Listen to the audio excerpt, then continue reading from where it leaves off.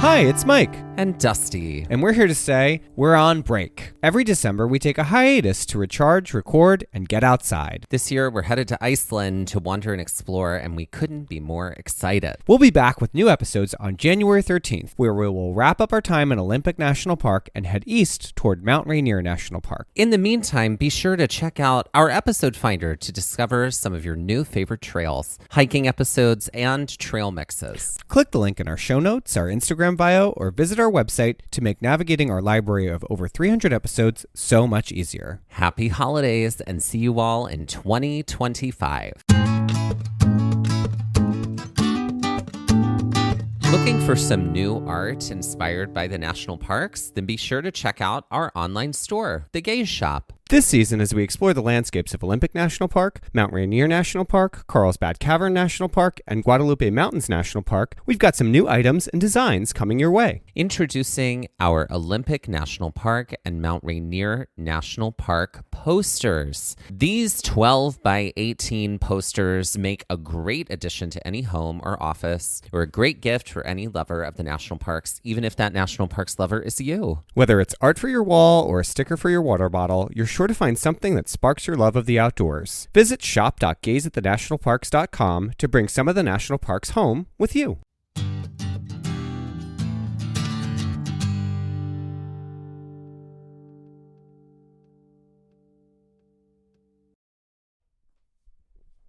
All right, so we were recently back from a trip to Iceland over the holidays. We were. It was a part of a lovely trip that you put together that included some time to hopefully see the Aurora Borealis. Mm-hmm. That's right. Mm-hmm. That's how the voiceover said it in the Perlan Museum. The Perlan Museum.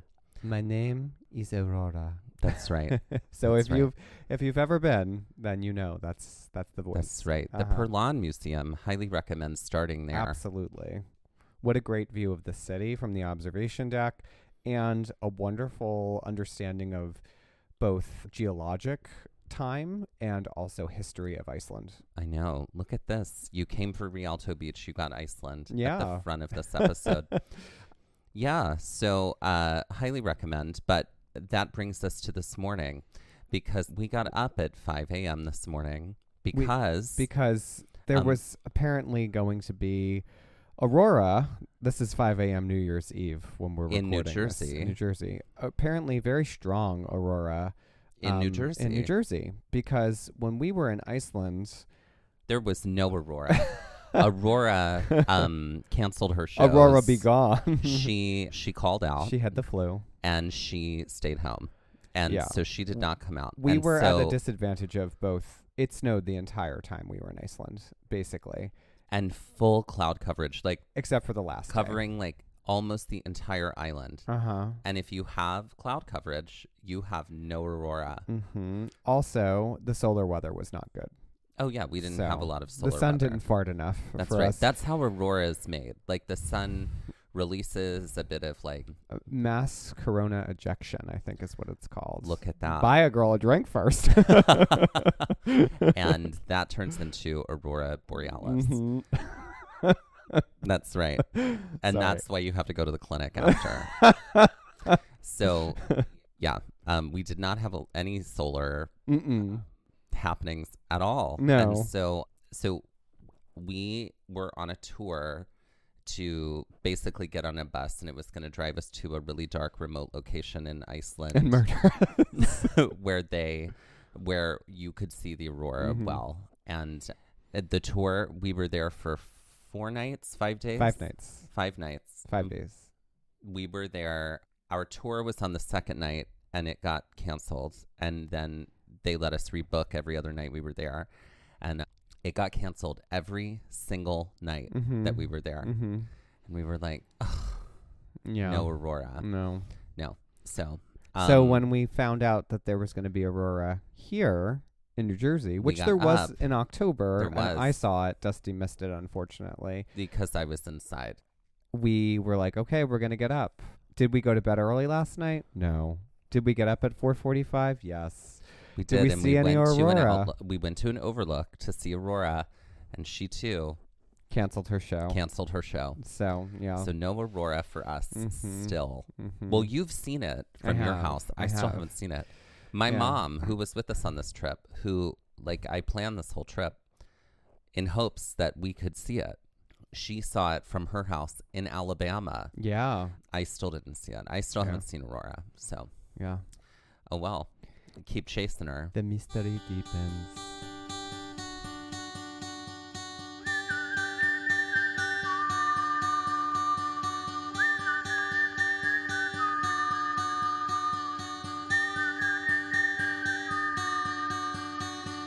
Looking for adventure, I want to follow on the trail, or get a little lost and let the wind fill my sails. Get up when the stars still fill the sky, don't wake the sun. There's so much to be done, and the day has just begun.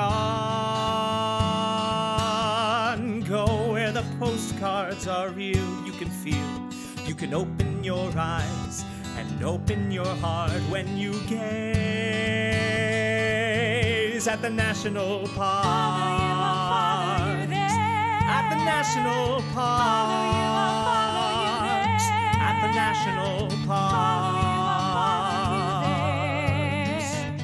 Follow you, I'll follow you there.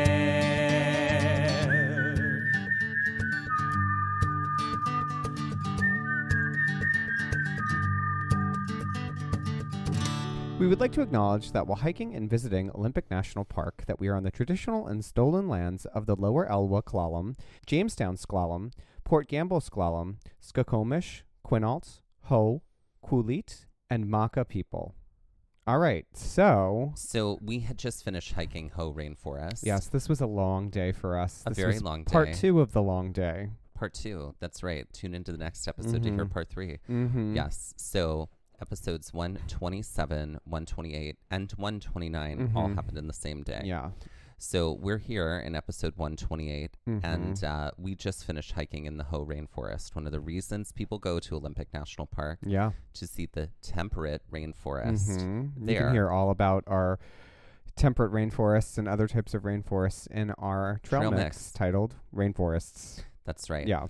So we finish exploring that mossy wonderland, and we make our way to our second stop of the day, which we knew was going to be not our longest adventure or our longest trek of this day, because Ho Rainforest is not a very long trek. It can be if you do the Ho River Trail, but we stuck to the smaller stuff. So, yeah, we are headed to another shorty on this episode. So just to recap a little bit, the day before we had moved from Port Angeles, which was our home base for 2 days, to Forks. And in between, these moves, we did do some coastal hiking. And the first was a hike at Cape Flattery, which there was a lot to love there, including incredible boardwalk and beautiful overlooks. This was not on the shore, but on cliffs above the actual shoreline. And the second hike that we did was where we actually got to get on the beach, which was Shy Beach, which was also wonderful. Tide pools, beautiful, misty, mysterious. It had everything. We loved it. Highly recommend. Now, prior to all of this hiking on this day, it was our 4th day in Olympic National Park. The night before, upon arriving in Forks after our laughable 10-mile rest day of hiking, we did start to plot out what would be the order of the things that we would do today.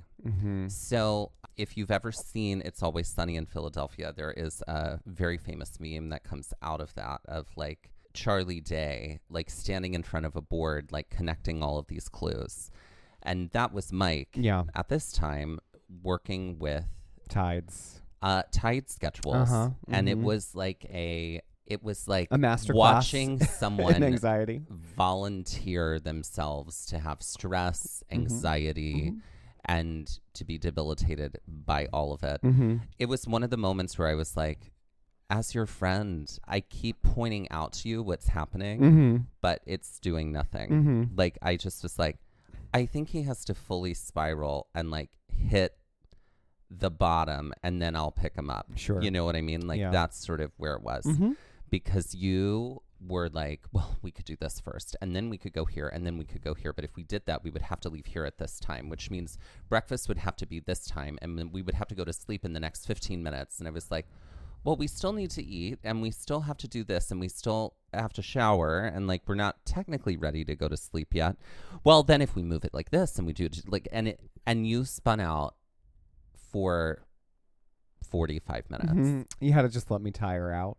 Oh, I had to let you tire out and get tired of being anxious about it. Yes. And then I was like, because, my brain kind of works in a similar way. Yeah, absolutely. I mean, the other wrench in the plan, aside from tides, is that 2 of the spaces that we were going were and are incredibly popular spaces within the park. So Ho Rainforest is, as we discovered, and as I knew from having been previously upon our exit, incredibly crowded. Like, if you're not there early, you're waiting in line to park. And the other snafu was... And it is a 2-way road. Yeah. There's one way in and one way out.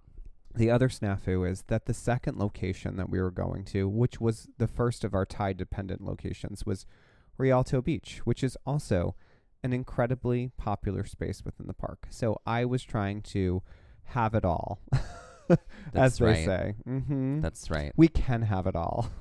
Yeah. So you had seen all these spots in Yes. 2015. You really wanted me to see them. I was like, I'm over here going like, listen, girl, like I get it. I'm also not going to have FOMO if we don't make it to some of them. And you were like, no, we have to see. Well, I also didn't get a chance to really explore Rialto to its fullest extent in 2015 because of the tides. Yeah. So, yeah. So the three pieces of the puzzle here were Ho Rainforest, Rialto Beach, and Ozette Triangle. And what we were trying to figure out was, based on tide schedule, what made the most sense. Sure. Because we had to drive to 3 different places and also drive time. Yeah. We did manage to make it work doing it in that order, starting at Ho Rainforest at about 7 a.m. I'll take my bow now. Yeah. Take it, because it made everything happen that day. Yep. So it was about an hour of driving from Ho Rainforest to Rialto Beach. So again, something we had to factor in when we were thinking. This was the day I drove because I really wanted Dusty to have the experience of seeing kind of the majesty of the park, sort of like when we went into Yosemite for the first time and I had previously been there. I was like, okay, I want you to be able to like be the passenger here so you don't have to worry about the road. So we are making our way out of Ho Rainforest, and the parking lot that we were in when it was very empty when we parked was completely jammed. And this was further underscored by a very, very long line of cars trying to get in to the entrance station. And it's sort of like a 1 car out, 1 car in situation. They know how many spots are in that lot, so they're not letting more in than can go in.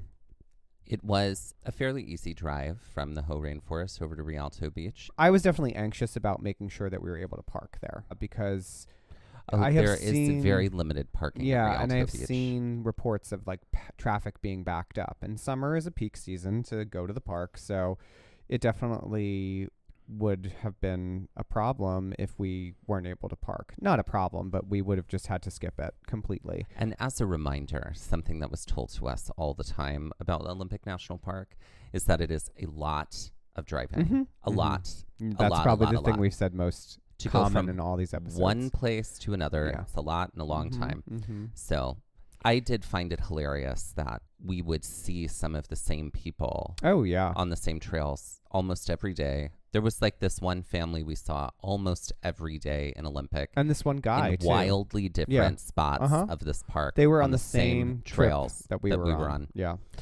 So as you drive to Rialto Beach from Ho Rainforest, you pass right through Forks. If you were just leaving from Forks to go to the coast, it's only about a 22-minute drive. Again, you're going to be really needing to calculate your drive time just for in general, regardless of tide timing. Most of the drive ended up being very forested, but about a mile or two from the beach, the forest starts to get a little denser and shadier. As we drive, we're along the Quiggayute River, and eventually we cross a decent estuary of the river with a fairly large-sized bridge that crosses it. As we continue to drive, the river opens up a little bit, almost into like a small sound, and this is where we start to see more toward the ocean. And as we continue to drive, this is also where a lot of the trees to our left start to fall away, and we have a pretty good view of the river, and it starts to flow out into the ocean. The road is fairly narrow here, and it's just a 2-lane road, but eventually the views do open up, and we are able to see more of the coastline and the sea stacks that look like, from our perspective at this point on the road, that they're going to be right at the end of the road. So the view of the ocean gets a little obstructed by the trees again, but we're able to see the coast through everything and the river on the left of the roadway. As we get close to the terminal point here, which is going to be the parking lot of Rialto Beach, it is worth noting that there are 3-ish lots for parking. The lot on the right is for day use only, and the lot on the left is for overnight camping, and this is a gravel lot. There is an overflow lot as well, but those spots are limited. I think that the most exciting thing about getting here when we did, which was around 11 a.m., is that there was no backup on this road at all, and there was plenty of parking for the most part. Yeah. And again, the parking lot for day visitors, it's not small. It's not like 6 parking spots. No. You could get probably 40 to 50 cars there. Maybe, but it's not big either. It's not big. No.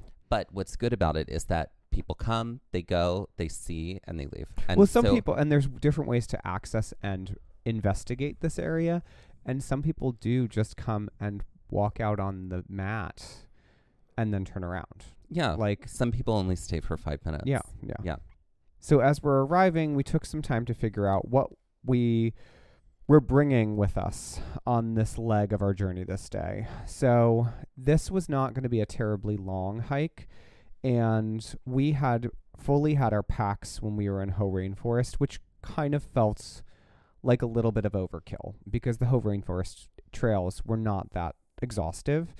So this was sand hiking, and what we had wanted to do, if it was possible, was hike to the end of the beach, which was north from where we were, and go to a spot called Hole in the Wall. And that's about 3.3 miles of hiking there and back. So we opted for a very, very light load, which included just our boots and our water bottles and a camera. We did not take our bags with us. And it's not really necessary for you. No. You can definitely get by, especially if you fuel up a little in the car ahead of time. And that's sort of what we did. We both drank a bunch of water, had a snack or two, put on our cameras, and we began to make our way down to the little mat at the end of the parking lot that would lead us on to the beach. And with that, let's take our first break. Hey y'all, it's Dusty and Mike with exciting news. That's right, it's our episode finder. It's all about making finding our episodes even easier. Want to find more episodes about hikes in Shenandoah? With over 10 episodes across 2 separate seasons, it would have involved a lot of scrolling and searching. Now, with our episode finder, you can find all those episodes with a few easy clicks. That way, finding an episode on Yosemite from season 1 is just as easy as finding an episode on Zion, Yellowstone, and Haleakala, all in separate seasons. With over 275 episodes in 35 different national parks, our episode finder will add ease when finding out more about hikes in these spaces. But it's not just about hikes by national park. We've categorized our entire library so you can find hikes by state, hikes by terrain, and hikes by difficulty. And all of our Trail Mix episodes are there too, so you can easily find our science-based episodes, interviews, and more. Planning a trip to Colorado and want to hear more about our adventures there? Want to grunt it out on some really tricky trails or learn more about glaciers, grasslands, and mountains? Just click the link in our show notes or on our Instagram bio, and it pops right up. You can also head directly to our website and look for the episode finder at the top of the navigation bar. Conquer one hike in one national park, one park at a time, with just a few clicks with our episode finder. Happy trails!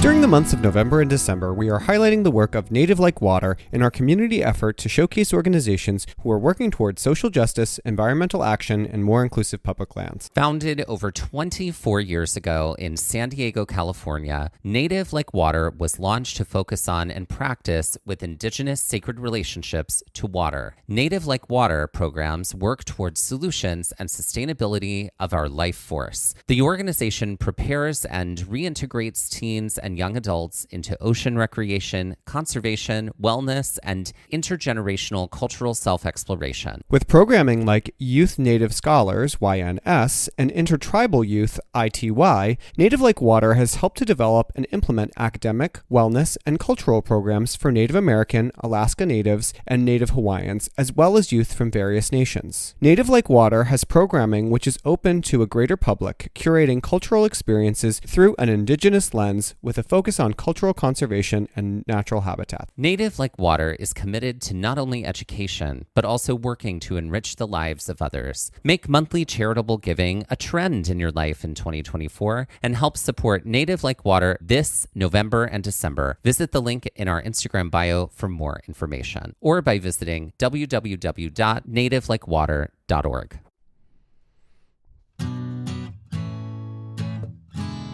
All right, we're playing the vault.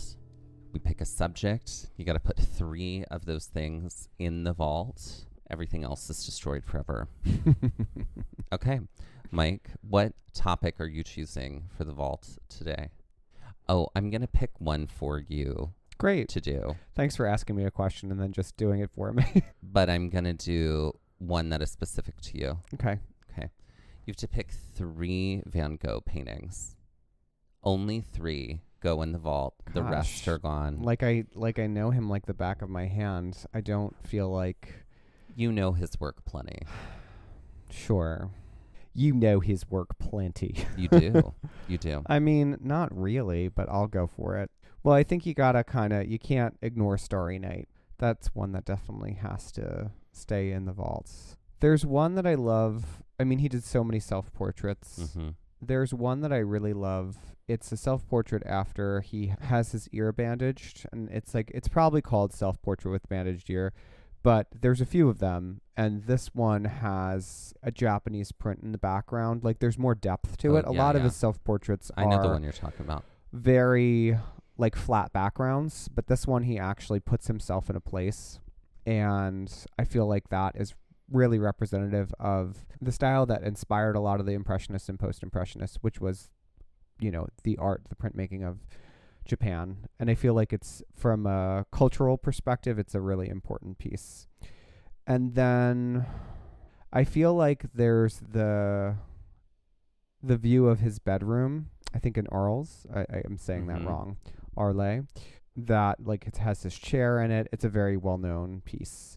And I feel like that is probably something that should be, because I think you've got landscape, you have portrait, and then you have still life. And so I feel like that's descriptive enough and gives like a sense of who he is as an artist. And I feel like that would be important. The other one is the irises, which are like from a garden.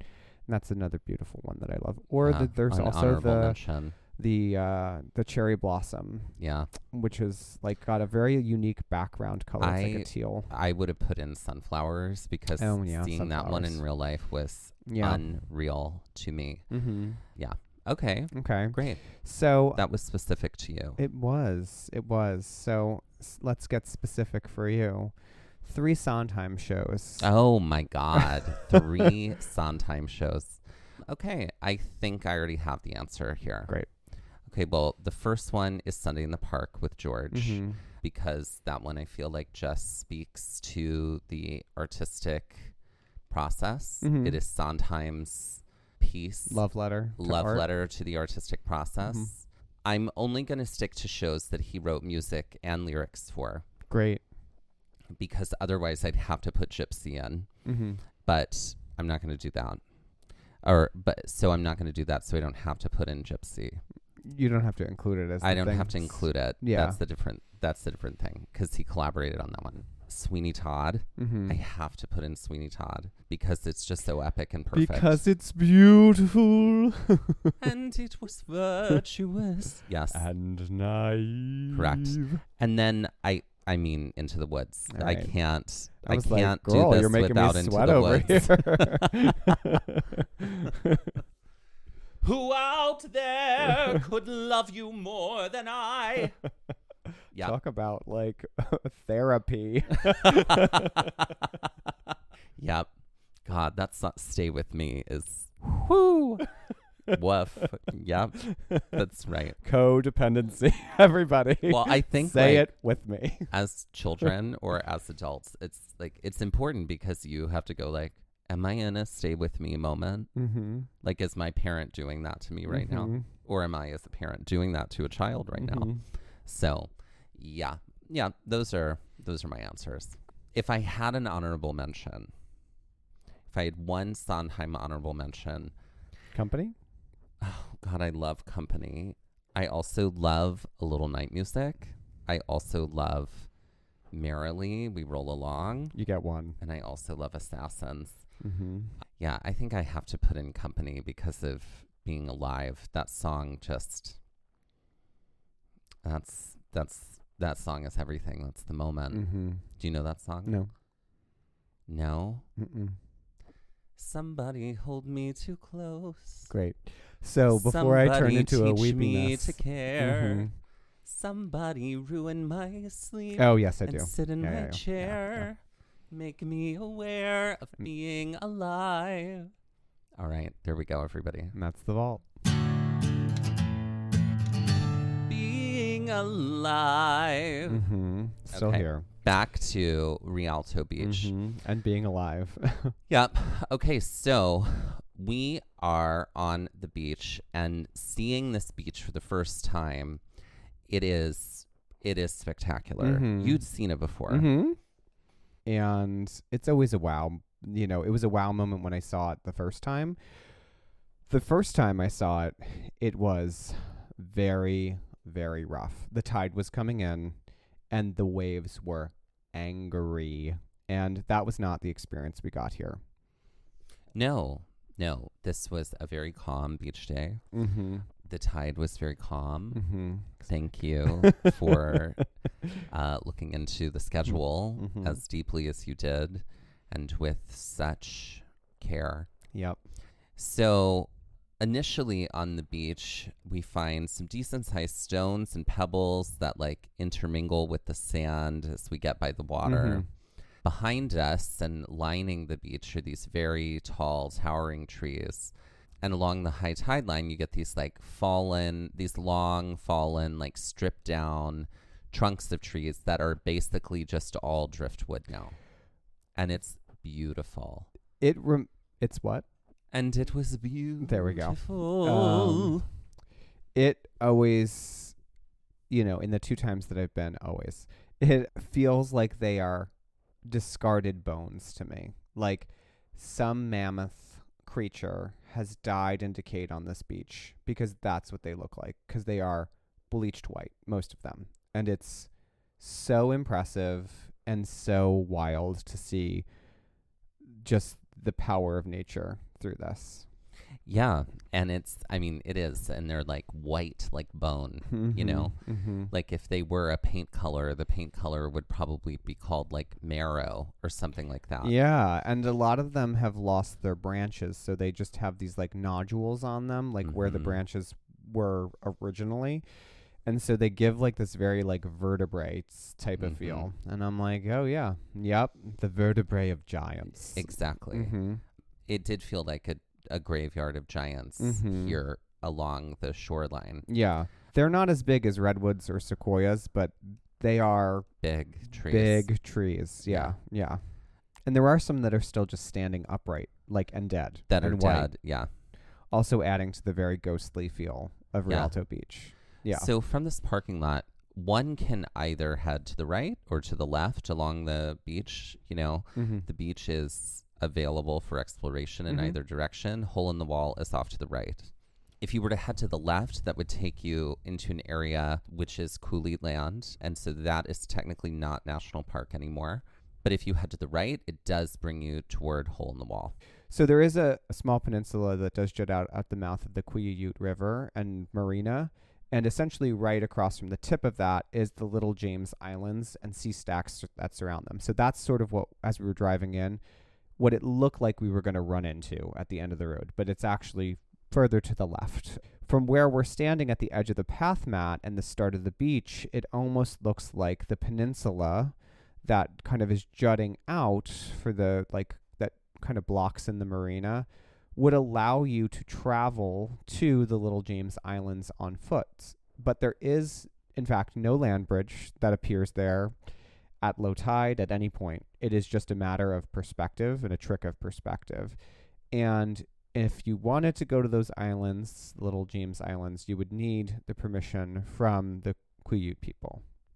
So the journey to the hole in the wall involves a 1.6 mile hike down the beach to the right. When I was here, like I said, in 2015, the ocean was super rough, and I hadn't been as diligent or paranoid with the tides at this point.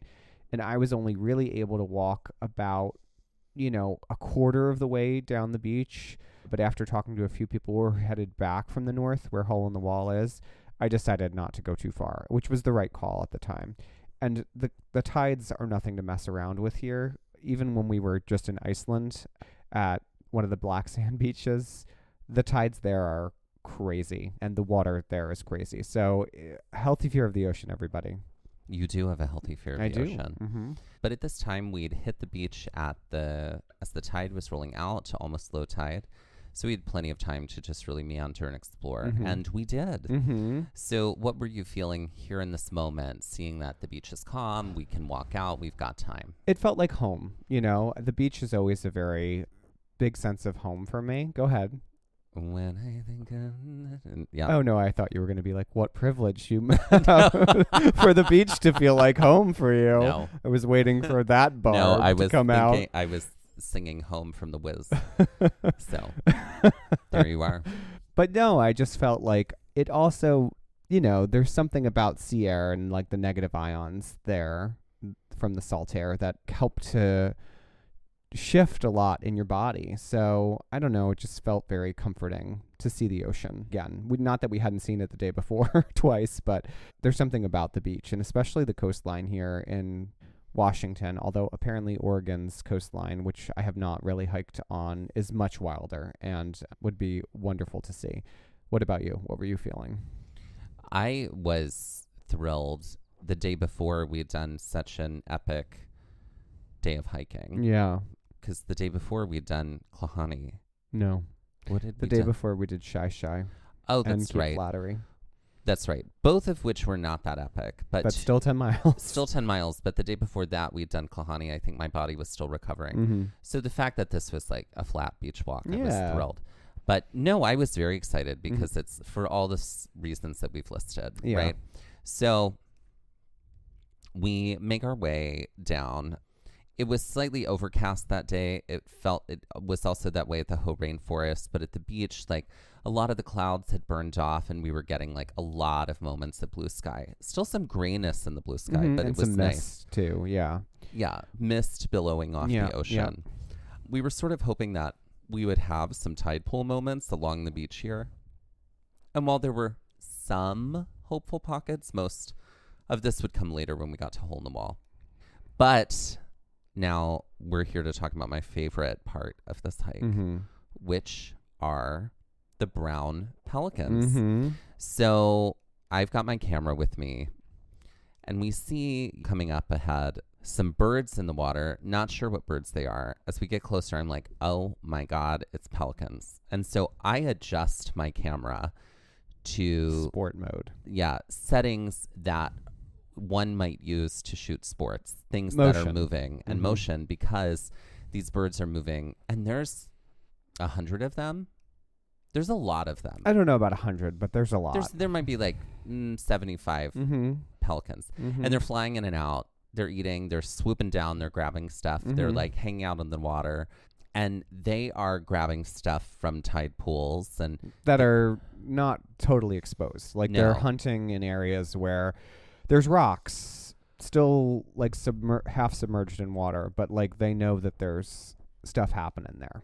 And so they are just straight up like flying and swooping, and like, I mean, they are the coolest birds I've ever seen because they were like dinosaur-like because, you know, they're pelicans. Exactly. I mean, it did feel very pterodactyl, like life finds a way. Sure does. So So I sit here and I just like, I am just shooting these birds. Enthralled. And I'm like, I'm good here, right? I think you like kept walking a little bit. Like you took a moment. I was just like, I'm letting you have your moment here. Because you'd seen pelicans before on the Gulf Coast, but they are white pelicans, correct?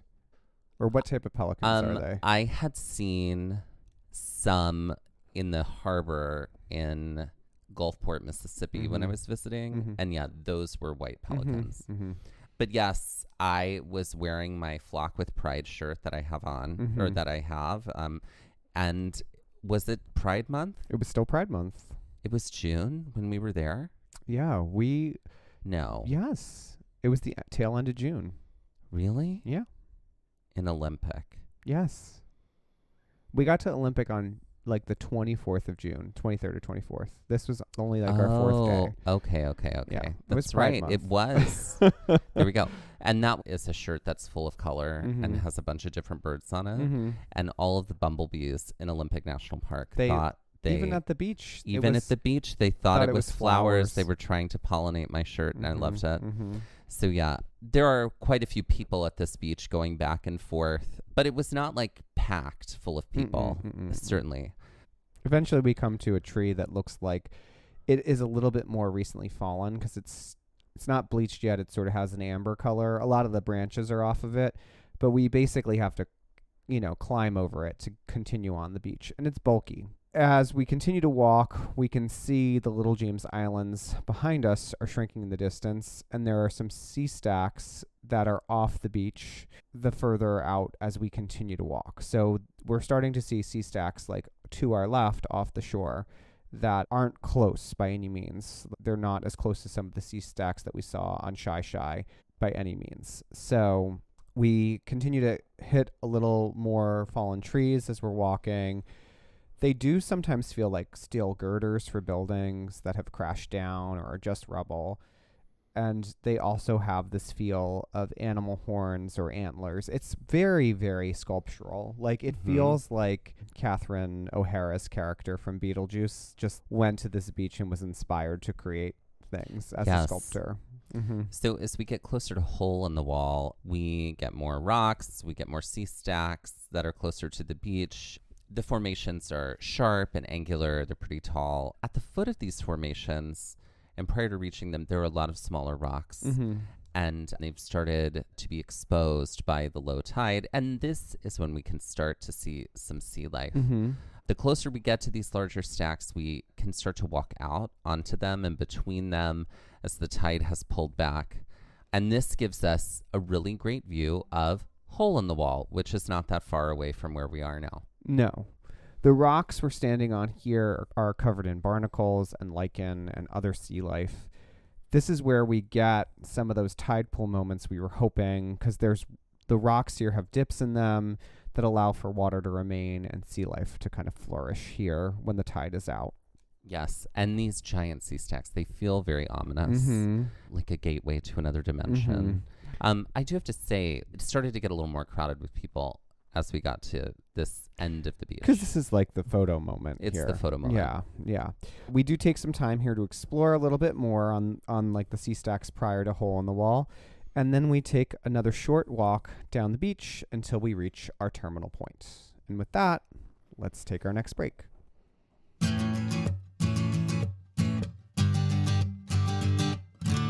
Ladies and gentlemen, welcome to the stage. Pat O'Butter. That's right. And I think that Pat O'Butter does a double act with Kerry Gold. Kerry Gold and Pat O'Butter. That's right. Kerry's been on the show before. She has. She has. Pat is her sibling. My sister and I had an act you couldn't top. However, I think to honor the sort of legacy of the name Pat, I think that Pat is a non-binary drag artist. Spank queen. Spank? Like a Pat. I don't know about that. I think it's like, Pat. Oh, but maybe there's a paddle involved. Yeah, I think so. Okay. Interesting. And maybe the merch is paddles with Pat's face painted on them. I like that. So I guess we are leaning into the spank queen thing. Look at Listen, it takes all types, right? that. I guess so. Mm-hmm. Yeah. Mm-hmm. Okay. So, yeah. And her paddle is called Butter. Butter. Mm-hmm. Oh, okay. Little Butter pat- is the name. Paddle Butter. Okay, great. Butter we is can- the name of her paddle. the paddle. Mm-hmm. I think that, like, yeah, Carrie Gold brings the butter. Mm-hmm. Well, don't you use a paddle? Isn't there like a paddle? Isn't that a term for like a kitchen utensil that you would put butter on, like I don't know. to Maybe. spread it? I think it's called a paddle. To spread it. Straight up, I do. Okay. So there you go. I guess you could have a little butter paddle, Sure. like as the merch, Mhm. right? Mm-hmm. Oh my gosh, what a We went wide. cross synergizing Synergize. vertical alignment kind of situation here Mhm. with her merch and her Yeah. everything. Oh, What absolutely. what music does she lip I sync to? like bread and butter. I like toast and jam. Yeah. What is that? What song is that? I don't know. It's a song though. It is the song. It is the song. Okay, great. I guess that's that song. I feel like she's like that sort of like she might sing, even though it doesn't really drive with her name, but like Mr. Postman, like that era of Like Motown. like Motown-y kind of like songs about things that are happening in life. Oh, Like, okay. You know, like Like Car Wash. yeah. Or yeah. Okay. Okay, things like that. Mm-hmm. Maybe she might also sing. Yakety Yak. Yeah, she could also sing "Jam Tomorrow and Yesterday, but never ever jam today." I think that's her 11 o'clock number. Okay. Like that's her. Mhm. That's her like second. Mm-hmm. Her second number. That's that she Carol. does That's later. Carol Channing from the Alice in Wonderland film that was made for TV, which is Excellently actually it's done. from the second part, which is Through the Looking Glass. It is, yeah. Well done, terrifying childhood 80s film. That's Mhm. right. Oh yeah. I watched both of those Mhm. as a kid growing up, Mhm. and I remember then later when I read the books, I was like, "Oh, these are just that movie I saw." Remember, They like, were very true. very to the true Lewis to the Carroll original. Book. Yeah. Yeah. Oh yeah. Yeah. Oh, yeah. Absolutely. So, ladies and gentlemen, please welcome to the stage, Paddle Butter. All right, so from these sea stacks, it is not a far jaunt over to Hole in the Wall, which we had seen photos of Hole in the Wall Mhm. on the internet before. Mhm. We finally are now reaching our destination here. It is essentially just a natural archway within a rock fin that protrudes onto the shore. Yeah. So it's literally a hole in the wall, but it's like it gives folks a destination to see. Yep. Absolutely. So, and this is the spot where everyone is. Mm-hmm.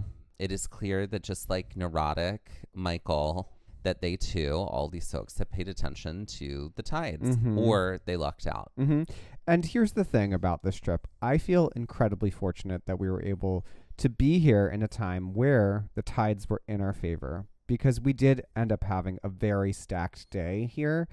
And A this staked day. this is where my neuroticism really came into play, because I wanted to make sure the day was a success for us. And it would have been even if we missed something, but I definitely would have been a little pouty about it for sure. Mhm. Mm-hmm. Mhm. Mm-hmm.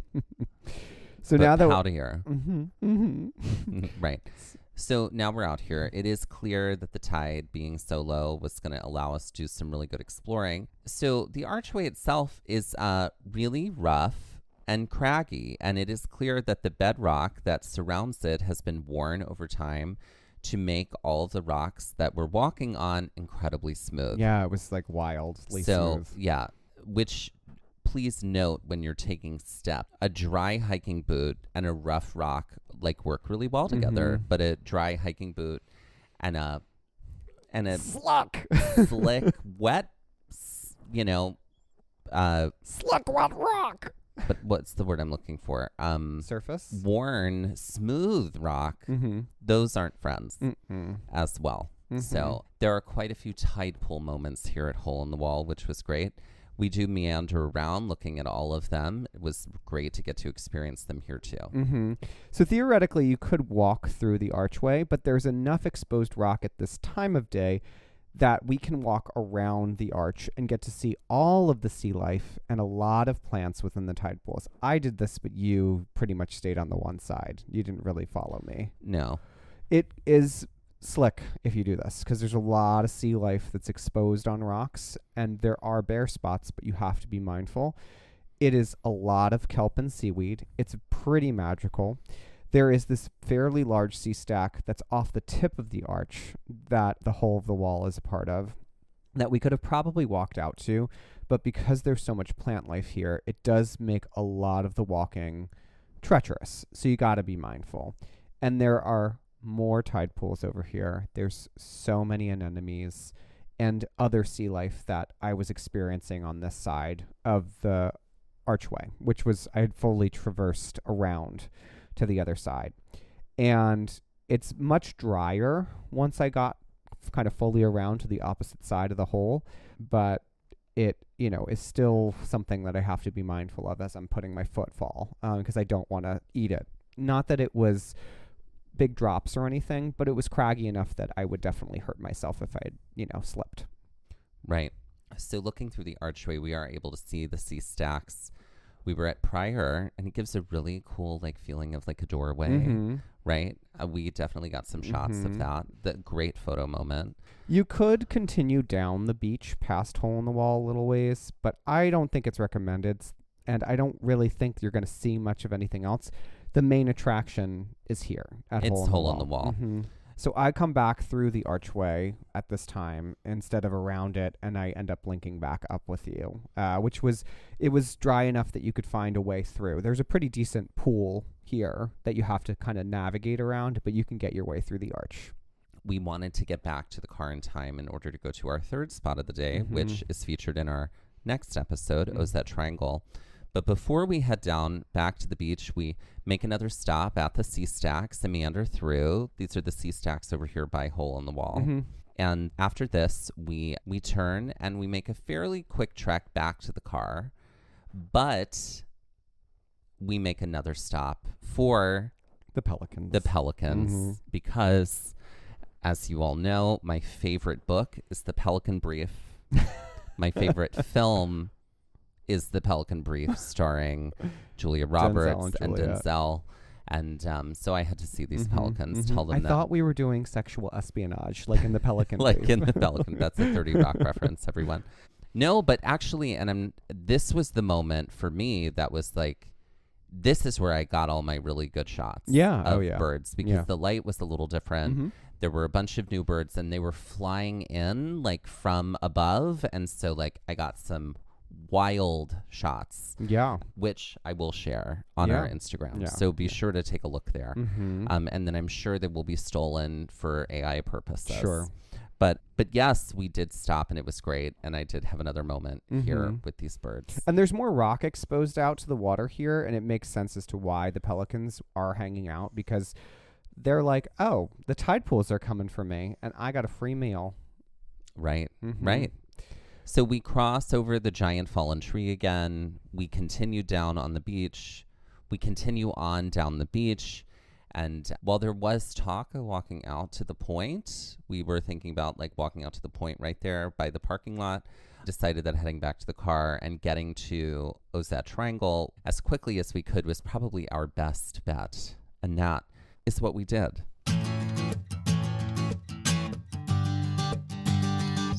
All right, so let's put Rialto Beach, the journey to Rialto Beach to see Hole in the Wall on the Karen Stone scale. Okay. I'm going to say... I'm going to give it a 2. Oh, interesting. Okay. I'm giving it a 2 because it's a flat walk on the beach. Okay. Now, are there things to go over? Sure. Are there rocks that you got to step on? Yeah. But ultimately, it's pretty easy stuff.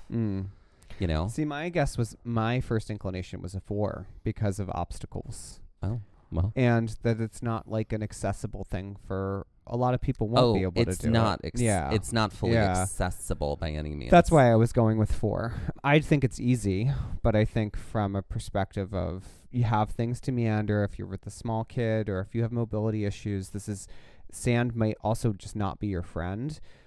That's why I'm 4. And also thinking about the tides. There's a lot to factor in here.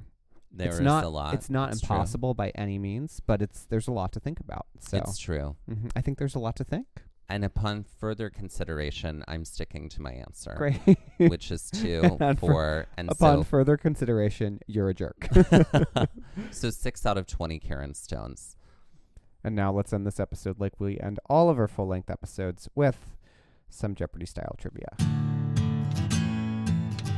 All right, Mike, what Jeopardy-style trivia have you prepared for us today? I'm going to just title this trivia Holes.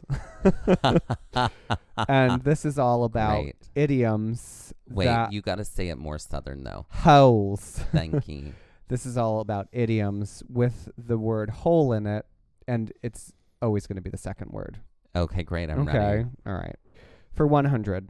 While this phrase may have originally been related to a way for animals to quench themselves, it has now been co-opted to describe a saloon or other such establishments. What is a hole in the wall? No. What is watering hole? That's correct. Okay, great. For 200, this phrase, which may denote a location's dirtiness, lack of order, chaos, or general lack of morality, could be a way that many people describe their job or the country that we now currently live in. Oh, what is a black hole? No. What is Think below the earth. what is a sinkhole? Think where you and I are going when we die. Oh, I don't. I'm going to become a beautiful tree. So, what is a dark hole? No. I don't know. What's a hellhole? Oh, a hellhole. Mhm, Okay. mhm. For 300, this phrase may denote the home of a burrowing mammal. It is also something one might fall down if you're digging deeply on the internet. What is a rabbit hole? That's correct. For 400, this phrase, while related to what some consider to be flying city vermin, typically means that you are boxed into something or cornered. What is, well, see, now I want to say between a rock and a hard place, but what is, you said a burrowing. Nope. This phrase, while related to what some may consider to be flying city vermin, typically means that you are boxed into something or cornered. A bat hole? Mm-mm. But that is the flying city vermin, right? A squirrel hole. No. Oh. Think about rats with wings. What are those called? My nightmare, personal nightmare, come to life. Rats with wings. Yeah, this is how people describe this type of bird. A bat. No, a bat is not a bird.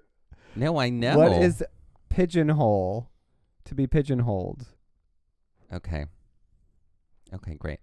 Read that clue again.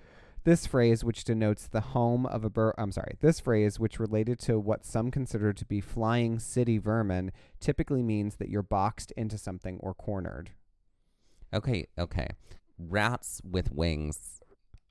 Not how I would describe a pigeon. People do, though.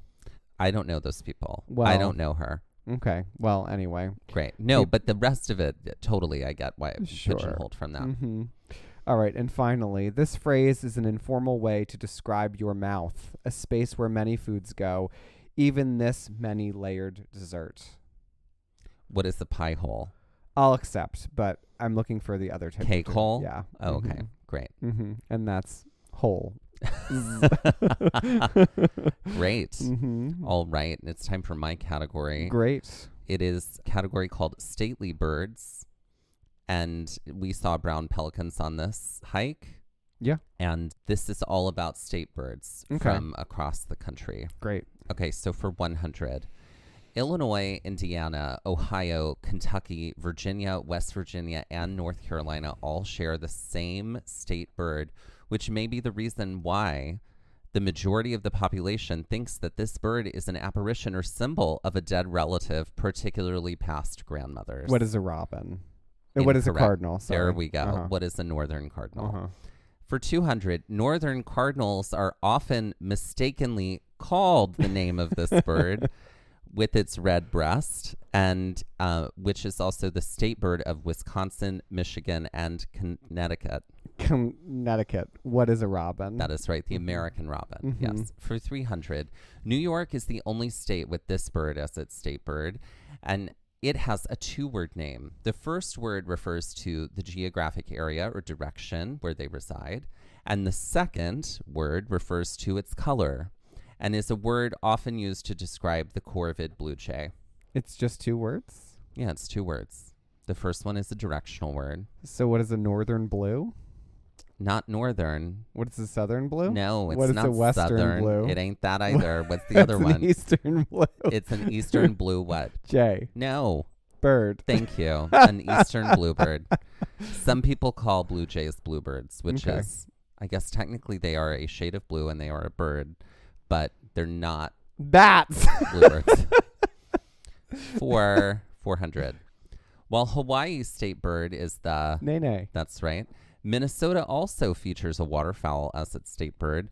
This bird's name could also be synonymized with ordinary idiot or frequent dunce. What is a loon? Yes, but what's the other word I'm looking for in front of loon? Ordinary. What's a normal loon? Not a normal loon, but you're close. Frequent. What is a common loon? Thank you. For 500. While we saw brown pelicans on Rialto Beach at Olympic National Park, it is not the state bird of Washington. That honor goes to, welcome to the stage, willow goldfinch. However, the brown pelican's very similar family member, the eastern brown pelican, is the state bird of this southern state. What is Louisiana? Correct. And I have a bonus one. Great. The state bird of the U.S. Virgin Islands sounds like the phrase you might utter if this long, yellow, tropical fruit kept bothering and annoying you and you wanted it to stop. Banana owl. Banana is correct, but you wouldn't say ow if you wanted it to stop. What would you say? Banana be gone. A banana begone is a great idea. The answer is banana quit. Banana quit. Banana quit. Banana Banana be gone. be gone.